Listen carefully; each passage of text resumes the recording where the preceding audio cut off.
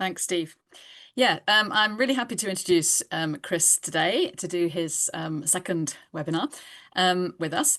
And I think the topic he's going to speak about is so important because it's one of the great things that Africa has to offer to the world to help deal with this huge problem with climate. Chris is a very experienced speaker, and he has, as you can see here on the screen, an MSc in Development Management from the London School of Economics. He's also a Master of PPM from Kabale University in Uganda.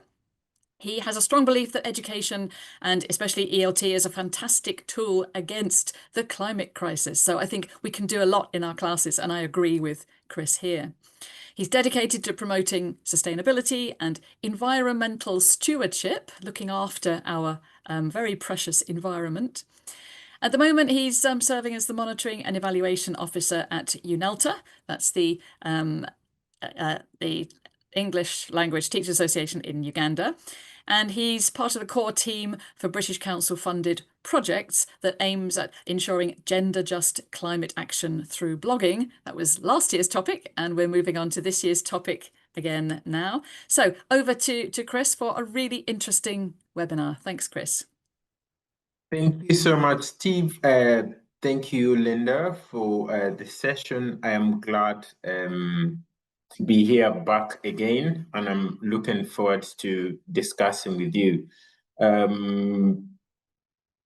Okay, since I lost control of the slides, could you please move to the next one? Okay, brilliant. Like Linda has already said, there's a very huge belief that Africa could bring an X factor in our fight against climate change issues through African indigenous climate wisdom. Now, this usually means that we are going to look at how this can reflect in our English class.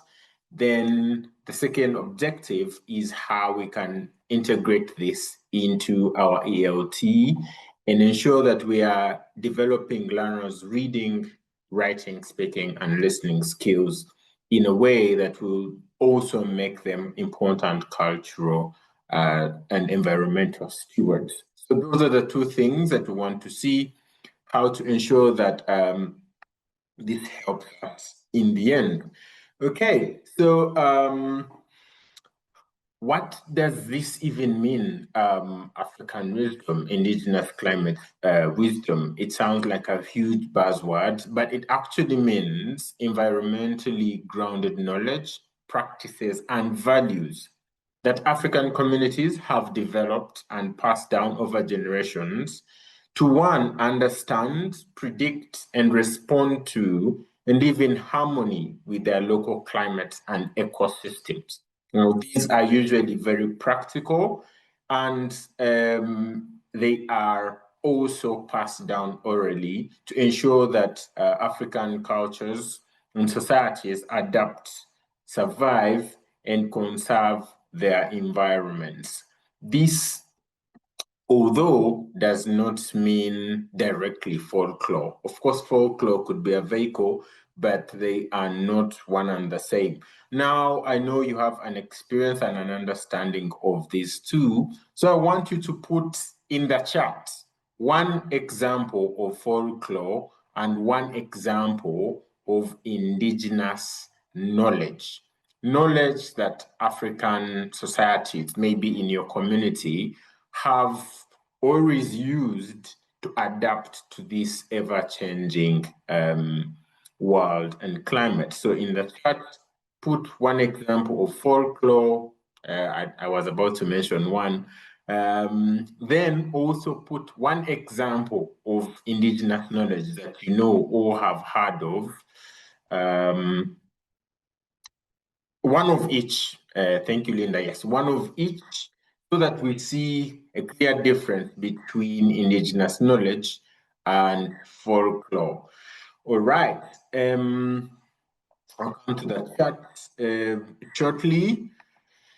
So now that we have a sort of understanding of what it means, what is that one traditional practice that your community has been using to deal with the climate changes in the world? For example, oh yeah, and you could even go beyond Africa, but if you stay within the continent, no problem. But one traditional practice that your community has been using to respond to the changes. Make sure that it is very, very, very clear. And if you put an example, that would be very, very nice. Thank you, Steve. Very, very good. Yeah, yeah, yeah.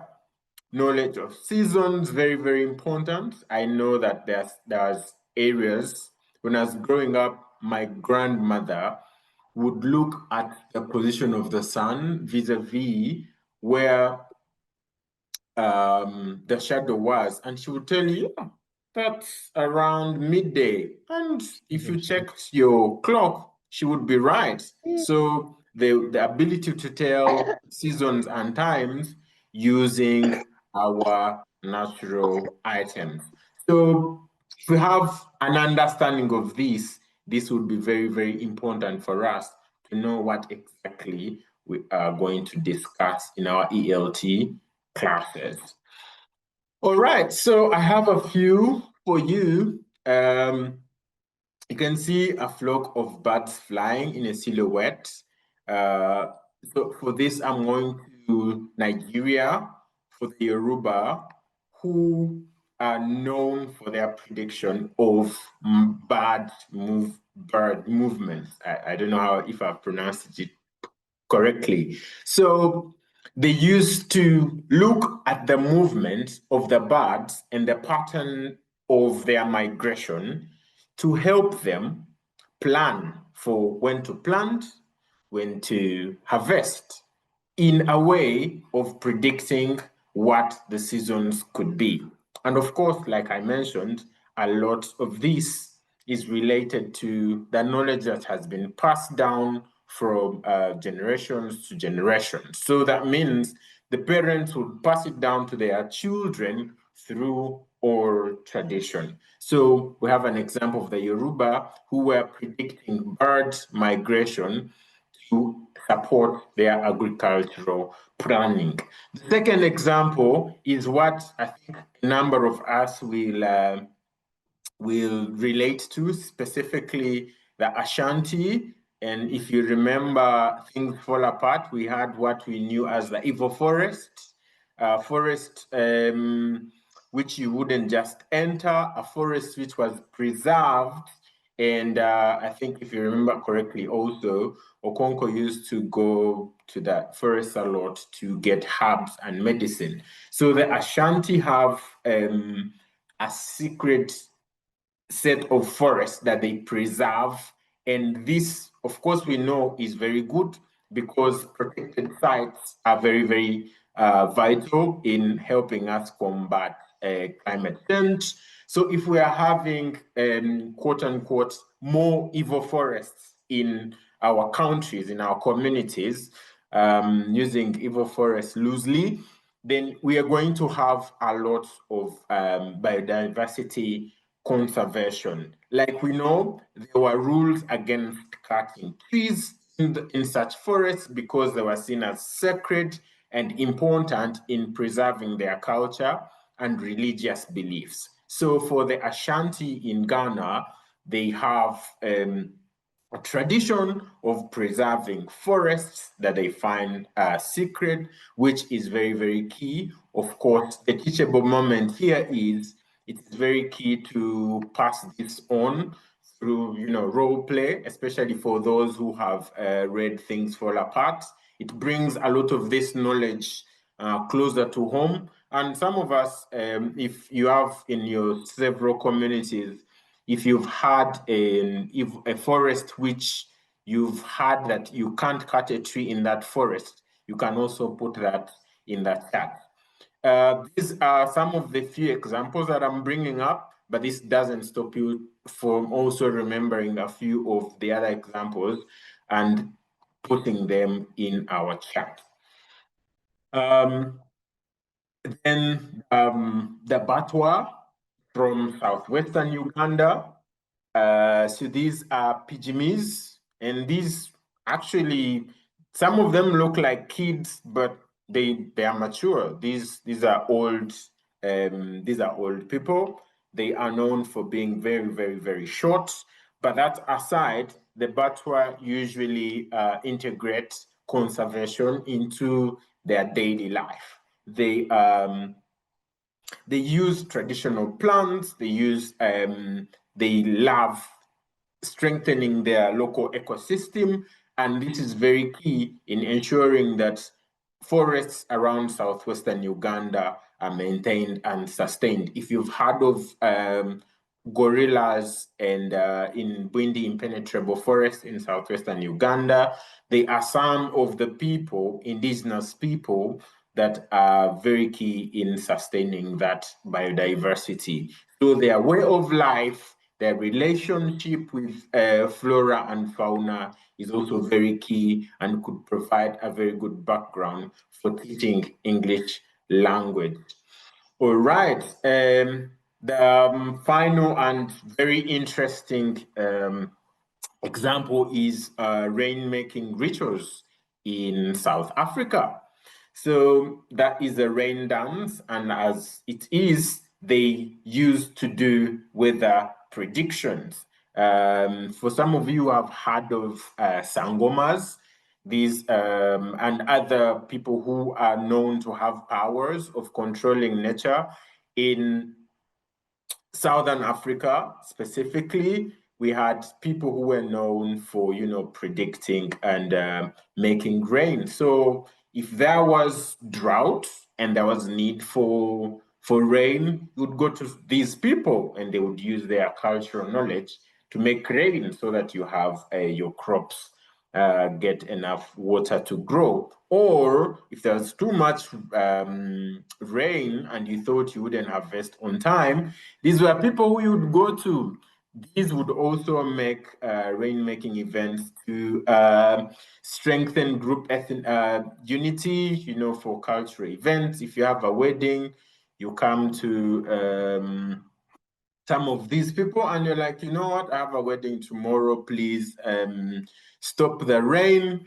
Bad joke, yeah. All right, so this also is very key, provides an opportunity for students to get curious. They would want to know, how would they do it? How do you think they did it? So you could have an opportunity for creative writing, give a chance for students to, for example, write creatively how they think the rainmakers in South Africa used to do it. A very, very good, exciting lesson and writing pieces you would receive from the creativity of the students.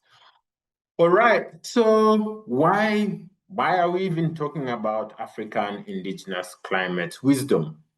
It's very key, first of all, for providing effective solutions, in providing an alternative and providing an addition to the already climate science that we know. So as you can see, there's a lot of diverse effects. There's a makeshift bridge in South Africa. I do not want to go so much into the effects of climate change. You've seen it in your communities. I was in London very few weeks ago, and it was crazy hot, and a number of people were understanding the effects of uneven patterns and heat waves. So we are experiencing a lot of effects of the climate change, and so it's very key that us as teachers provide a solution. So if you're a teacher of English language,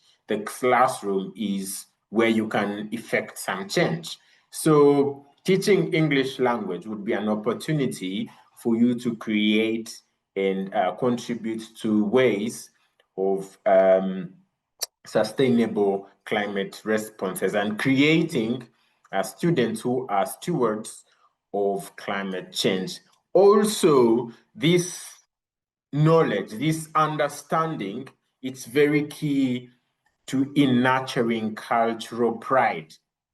students or learners learn to understand some of their cultural practices, and you are even actually getting these practices from them, or even asking them to make some research, because I know in many communities they have maintained some of these cultures, or at least they have people who understand these cultures. So incorporating this in our English language classes fosters a sense of cultural pride, which of course we know has very, very, very many good benefits of instilling confidence among our learners. And of course, we know that knock-on effects of confidence.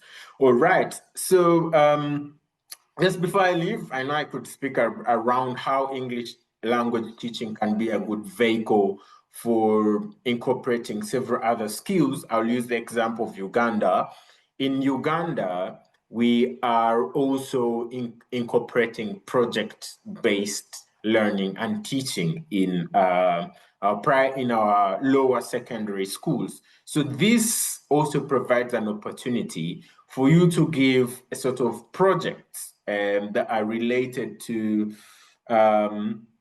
ensuring that these learners are not only using language, English language, but also gaining other knowledge. It may not be only climate change, but I'm using that as an example. If you're interested in technology, ensuring that the students are incorporated in understanding technology and getting on with the trends, you can incorporate that in the English language. But for now, I think it's very, very important that we know that we have a duty and a role of not only contributing to our society, but also ensuring that we are teaching in ways that will solve problems of the community. Now, it's very key that we incorporate this in a proper way. I will talk about this in the next slides, which is here. So I'll give a few examples. I've been, as a teacher, you'd know that you're focusing on listening, speaking, reading, and writing. So you'd give an example for students to create a story or a video or watch a video that is talking about cultural practices of their society in English. Now they are listening, they are gaining both listening skills and also knowledge. So they are gaining two things at the go. You're hitting both your objectives. Speaking, I gave an example of role play. For example, the bits of the forest parts in Things Fall Apart, for example. You could have them role play some of those bits. You could have them role play a community meeting where a society is trying to solve a climate crisis. And in that role play, they're providing solutions, for example, to drought in Senegal. For example, if in their community they faced a drought, and they were leaders, how would they provide solutions to that? So you have a mock community meeting, and in that meeting, they are providing solutions. They are thinking of the solutions, but also speaking this in English language, which has, again, double benefits. You're raising very good stewards, but also achieving your goals as a teacher of English language. 3, reading. I think this is easy, very, very easy. You know, we have folk tales, we have proverbs, we have environmental news. Maybe there's a hurricane somewhere and they're reading about it. And then after this, you could even have them write a piece, I think, piece about it. You can also, I think for me, if I were in an English language class and you told me about rainmakers in South Africa, and you told me to write a creative story about how I think they make the rain, I could go crazy. I would write dramatize. I would write a lot of what I think they do to ensure that they make sure it rains, which is very important. You're tapping into the students' creativity, to their thinking, into their writing. They're actually doing a lot. For example, one of our professors, and I've seen Amoni in the chat, I think he was called Abaski Yimba. For example, told us to read Things Fall Apart up to the end, and then write an additional chapter, assuming that where Chinua Achebe ended the novel is not the end. How would you write an additional chapter for Things Fall Apart? And you could do some of this for any of the pieces that you give them to get environmental news or culture news from. You can even go to other parts of Africa. So you don't have to be limited only to your community. You have very many good examples. So maybe within 20 seconds, you could give ideas, on how you can incorporate African indigenous climate wisdom in your classes. So how would you incorporate African indigenous climate wisdom in your classes, focusing on the 4 language skills? So let me see the chat buzzing. Please, you can go as wild as possible, so long as you're using singing. We can involve students in singing from culture, poetry, traditional performances. Brilliant. You can, because I remember we had songs, we had local songs that were singing about the seasons of agriculture. When I was growing up, they were singing for us what the seasons in agriculture patterns in Uganda are. And we used to have months. A lot of our months in our local language are written relating to the time of the season. For example, January is called Gatonya forgive me for the pronunciation, that's not my mother tongue, in Luganda. So January being the month when it rains so much. So you could even start from there. Why do you think January was named January amongst the Baganda in Uganda? And then you would see how students would go creative and write as much as possible. So keep the ideas coming. Thank you so much. So we have more grammar activities with indigenous knowledge. So that is a Basotho wedding. You could have them, incorporate even interesting ideas. Maybe you're dealing with people who already understand what marriage means or a wedding. So we have a lot of traditional practices that could be related to this. It's very, very key that this is also incorporated. Remember, we are trying to hit around 3 stones: instill pride in their culture, teach English language, and also ensure that they get knowledge. This is not adding to your burden. This is not ensuring that you're maybe doing an extra preparation, but you're just tweaking it to ensure that it fits in all of those paradigms. Okay. Storytelling and tense practice. So, for example, in the past, in the past, our culture used to tell the time by looking at the sun and the shadow. That is past tense. Currently, we do this and this. That is present tense.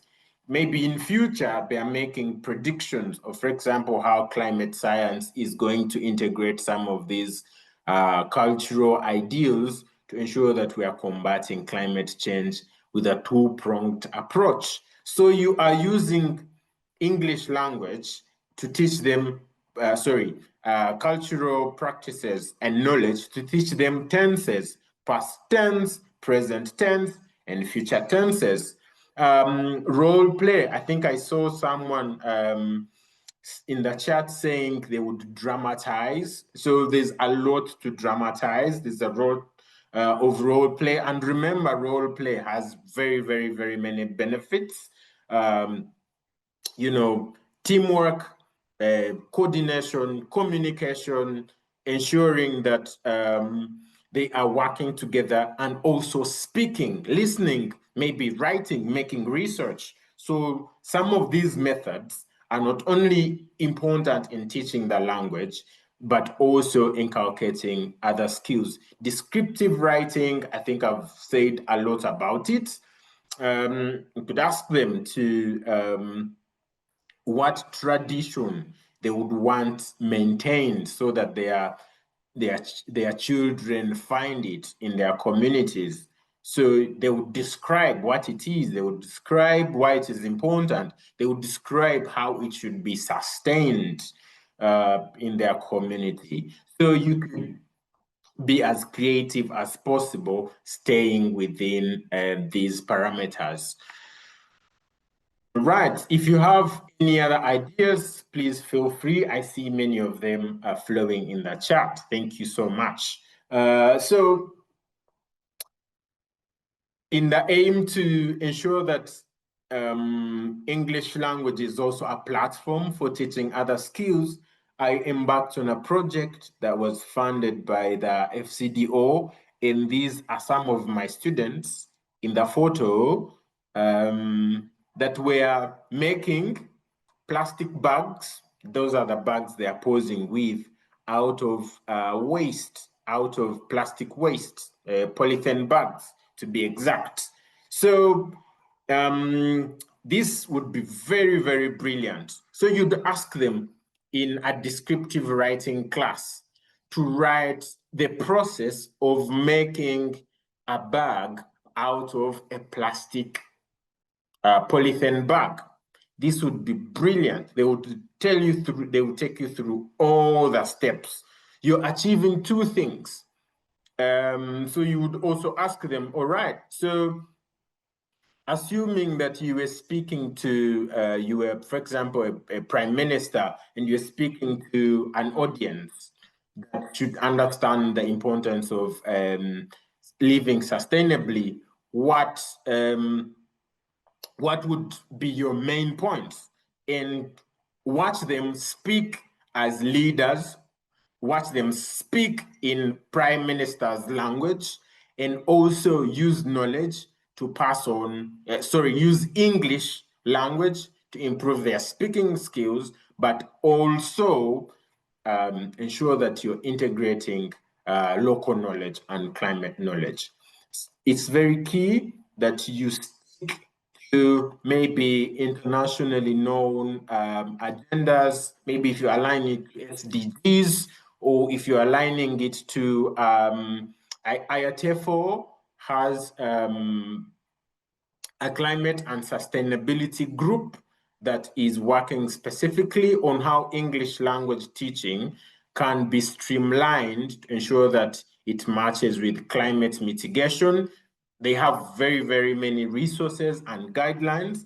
I think, Linda, I'm sorry, I might have forgotten some of the other resources. Maybe if you have a minute or so, you could speak about British Council and the resources they provide to ensure that English language teaching is also contributing to climate change adaptability.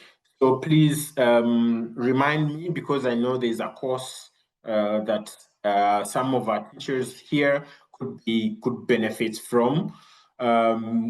Great. So it's key that as teachers, I think I've said this a million times, that we promote bilingual materials and partnerships. Now, this could be tricky because you're ensuring that they are using maybe some of the elders to provide the local knowledge, and then you are translating some of this, maybe from the local language to English. Also, you are using resources, human resources, who know some of these cultures, become the sources of knowledge and also pass it on maybe in their local language to English. Thank you, Linda. The course that Linda has shared in the chat box starts in October, so there's still time. Check it out because there's a lot that is going on in this area. That English language teaching is not only English language teaching, but it also passes on other knowledge like climate change mitigation.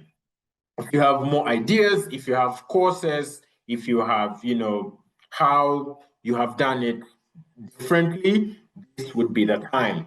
All right, so I have written a paper that was recently published by Springer on why education is very key for climate resilient Africa, on why education matters for a climate resilient Africa. In some of these, I suggest how we can incorporate in our curricula place-based teaching pedagogy, comprehensive teaching pedagogy, and other ideas that could be very key in ensuring that we are achieving some of the objectives. You can have a look. I've shared the link in the chat box. You can read some of this. This was a book chapter that was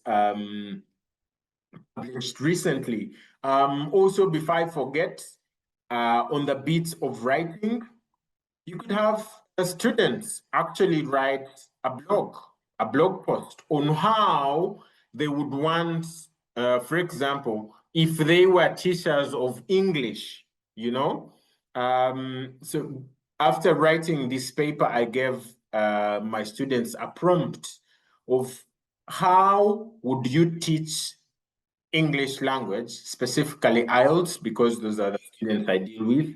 How would you teach IELTS, in a way that would also have extra benefits? So I gave them opportunity to write blogs. We got brilliant responses because they have to make research, so they have to read, and you can even pair them, so they have to chat and speak. And of course, they are writing, so they have to write very, very, very well. And we did a webinar previously, I think Steve mentioned that was in March, on how teachers can use blogs, as one teaching platform, but also blogs can be used to teach other items in English. So you could ask students to benefit from all of this by reading and then preparing blogs. All right, so what should be the takeaway in this? It is very key to incorporate indigenous climate practices in an ELT class. And I would say, in my view, start small so that the incremental stages. Do not incorporate like 3 indigenous practices in one lesson.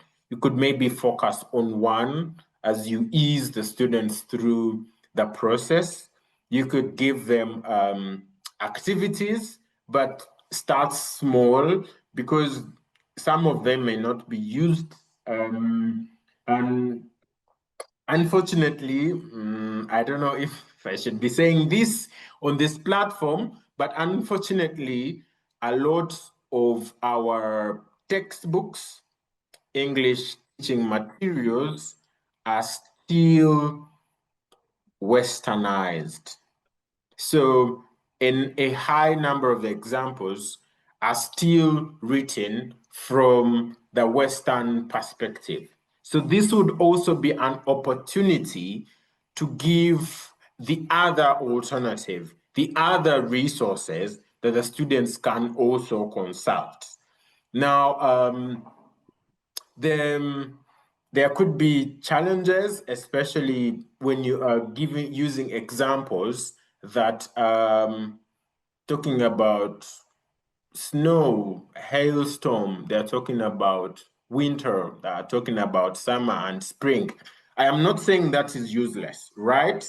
But if it is using material that is close to them, I think it gives them an all-round understanding, and of course expose them to the other world. I am not saying keep them local, but expose them to the other world, but also give them an opportunity to understand the world that is nearest to them as well. Now, when I see Linda coming on, I understand the signal. Thank you so much. That is the time that I had for you in my presentation. I think it's just that we have so many questions in the chat and people are so interested. So I think it'd be great to get some of these questions to you now. So thank you so much for that really interesting presentation and examples, Chris. That was lovely. I love the reference to things fall apart, which is so key, isn't it, in lots of African education. And I think you're very, very right to point out that lots of course books are based in Western Europe. Why?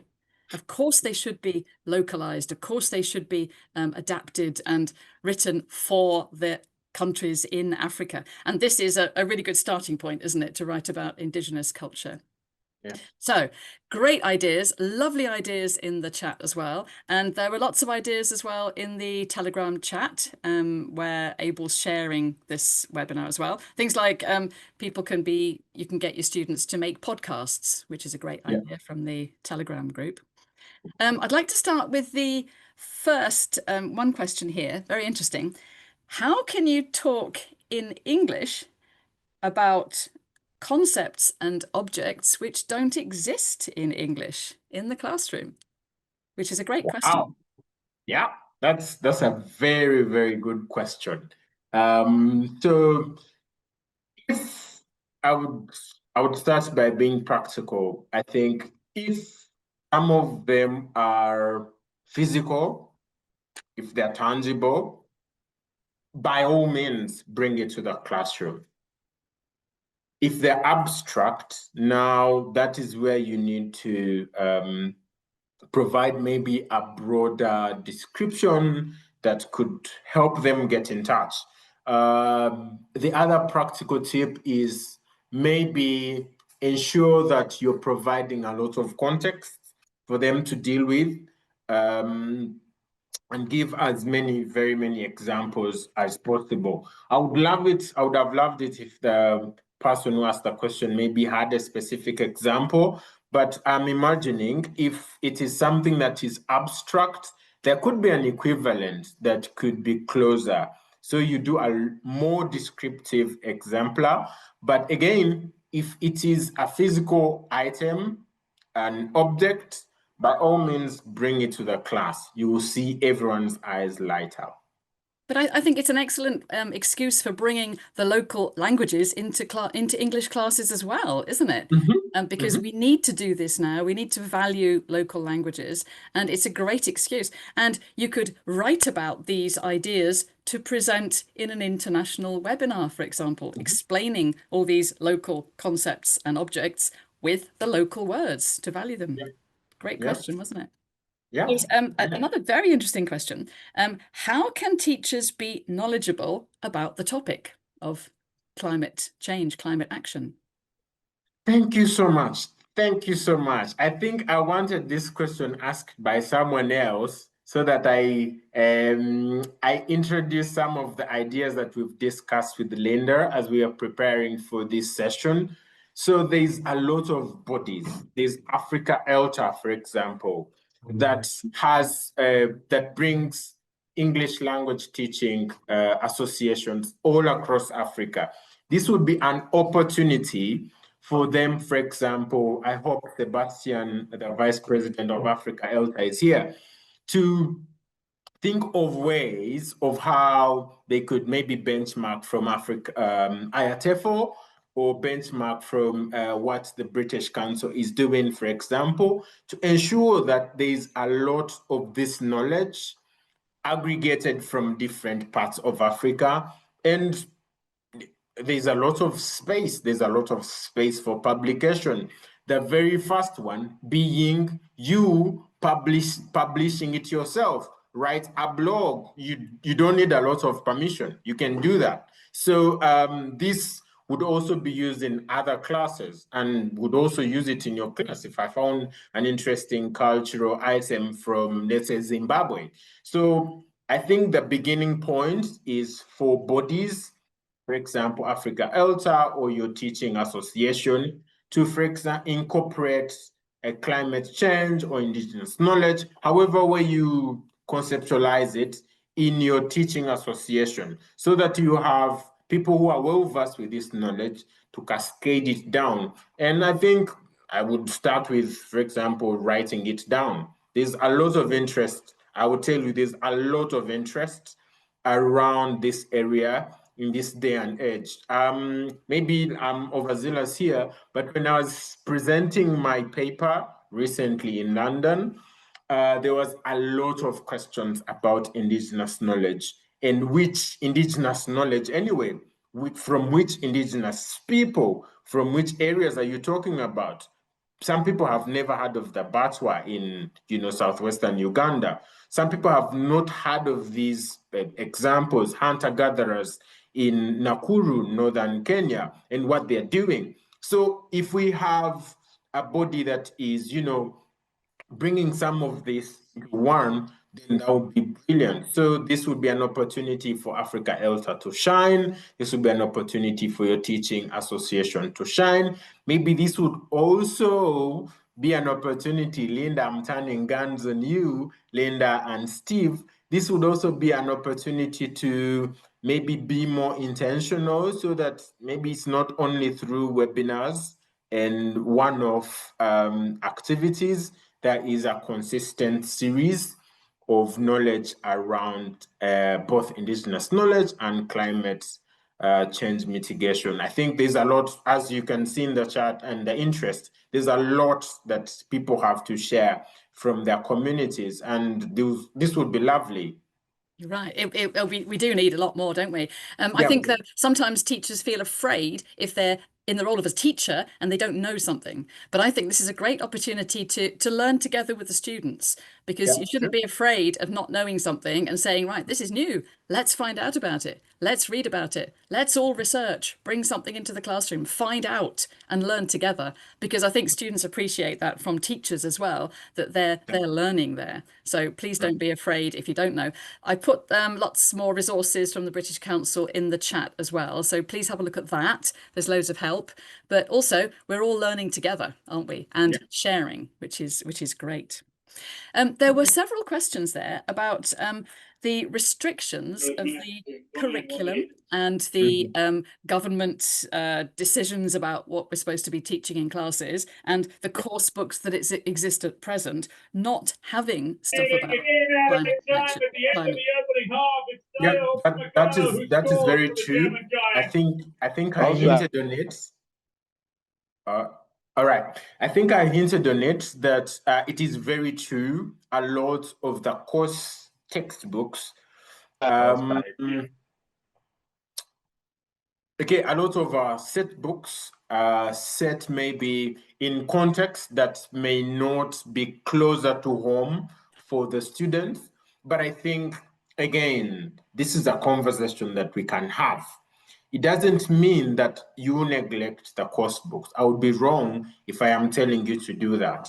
But I think there is a way that you understand the fundamentals, that the example, for example, the illustration that was given by the course book.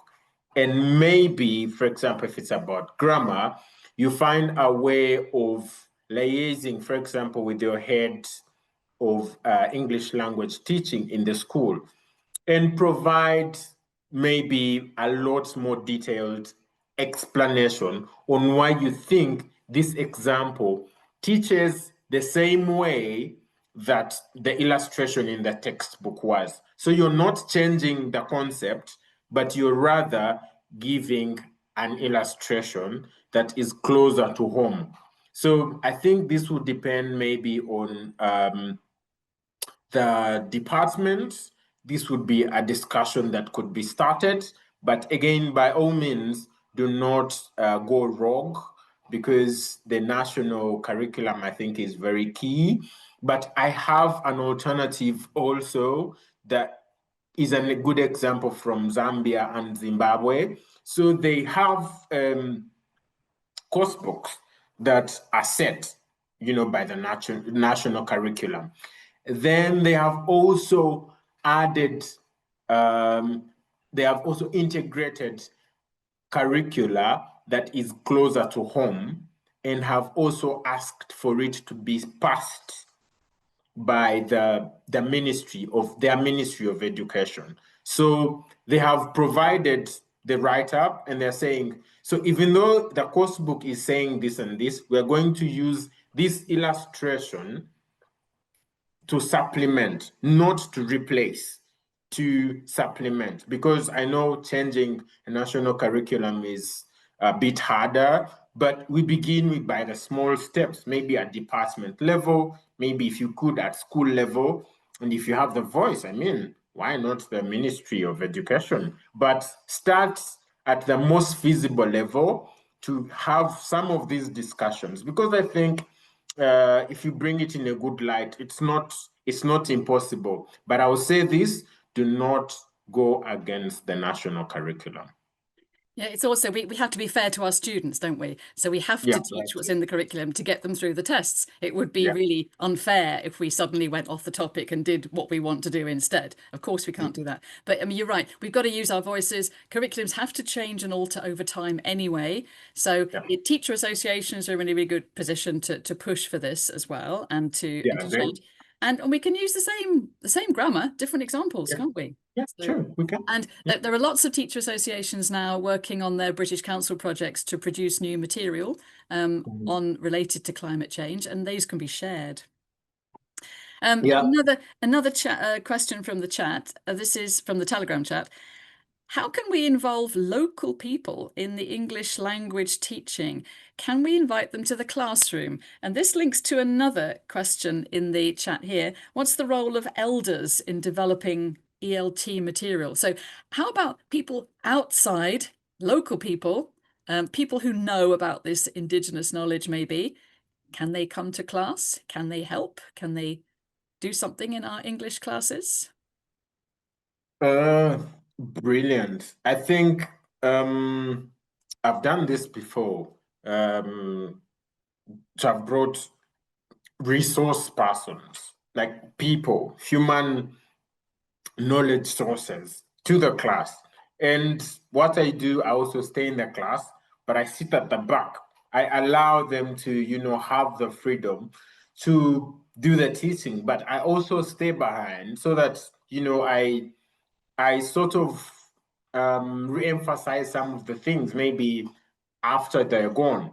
But this, I think, would depend on the relationship you have with the school, on the school system, because there are some director of studies that could be against some of this. So I think this might be case by case basis, but on a whole, I think this would be a brilliant idea. But I would want to understand the context more, because again, you want to know if that is allowable in your school. First of all, you'd want to know if that is important.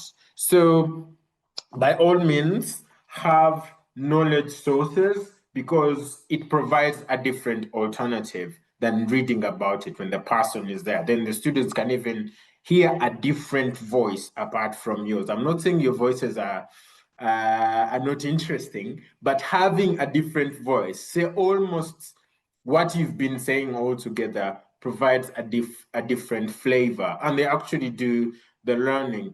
So finally, can we invite them for the classroom, into the classes?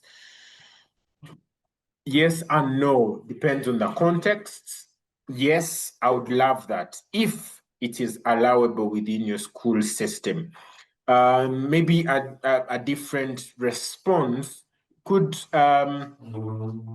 the students make those suggestions to the administration so that it's not you saying, I am going to bring this and this and this. Maybe have the students, present some of these to the administration of, we've made this research, and we know that this person will be very key.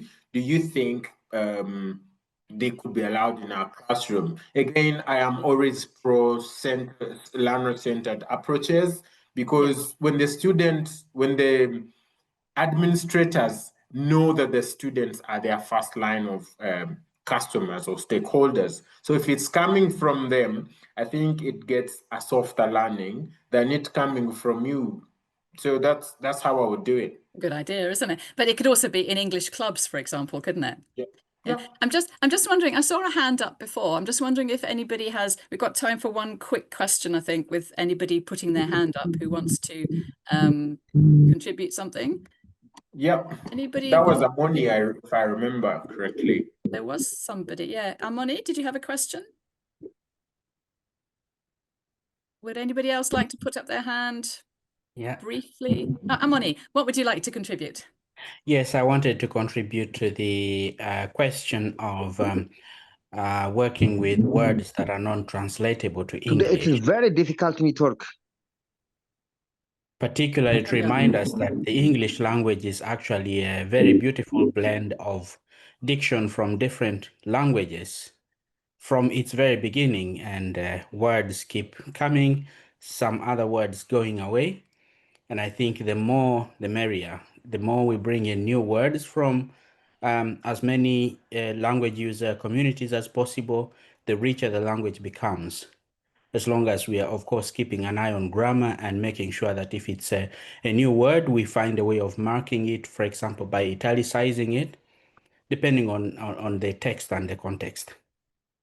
You're right. Great. Yeah, great. And we can introduce new words from indigenous cultures, can't we? Yes, exactly. So there are more questions that we haven't had time to answer, I'm afraid. But Chris will be able to answer these in the Telegram group on Friday. So please join that Telegram chat if you haven't joined already, and bring all your questions. Try out these things in class and ask Chris for more of his expertise on Friday.